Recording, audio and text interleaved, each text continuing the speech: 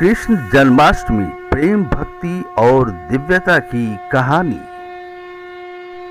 भाद्रपद मास की अष्टमी तिथि अर्धरात्रि का समय मथुरा की गलियों में सन्नाटा पस रहा था, लेकिन कंस के कारागार में एक दीप प्रकाश फैल रहा था। यही वो क्षण था जब धरती पर अवतरित हुए योगेश्वर मुरलीधर नटखट कान्हा भगवान श्री कृष्ण।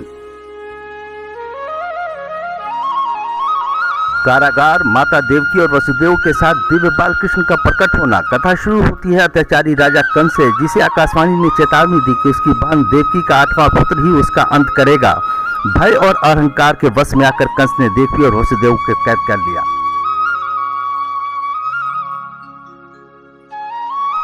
और एक एक करके उसने 6 पुत्रों की हत्या कर दी। 7वें गर्भ में बलराम जी का स्थानांतरण योगमाया के द्वारा रोहिणी के गर्भ में हुआ और फिर आया वह पावन क्षण जब 8वां गर्भ धारण हुआ।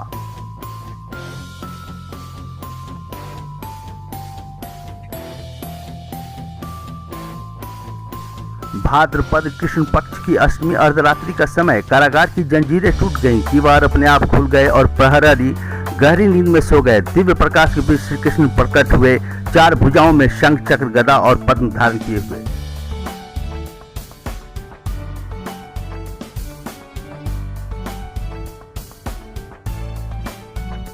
वसुदेव जी ने उन्हें टोकरी में रखा। यमुना मैया का जल मार्ग में उमड़ता, मगर कृष्ण के चरण छूते ही शांत हो जाता। गोकुल में नंद बाबा के घर पहुंचे, जहां यशोदा मैया सो रही थी और उनकी नवजात पुत्री को लेकर वसुदेव लौट आए। कंस ने उस बालिका को भी मारने का प्रयास किया, लेकिन वो आकाश में उड़ गई और बोली, हे मूर्ख, तेरा विनाश करने वाला जन्म ले चुका है।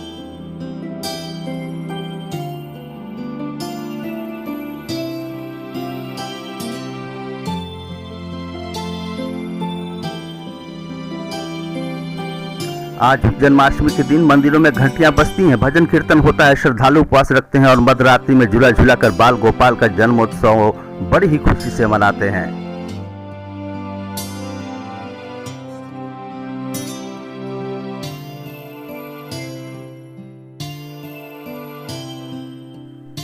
जन्माष्टमी हमें सिखाती है कि चाहे परिस्थितियां कितनी भी कठिन क्यों न हो, धर्म और सत्य की विजय निश्चित है। जय श्री कृष्णा।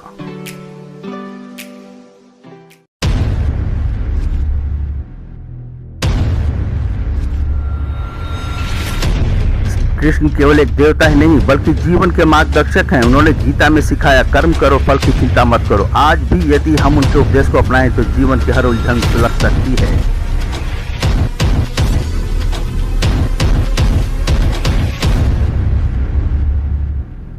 जय श्री कृष्णा, जय श्री कृष्णा, जय श्री कृष्णा, जय श्री कृष्णा, जय श्री कृष्ण।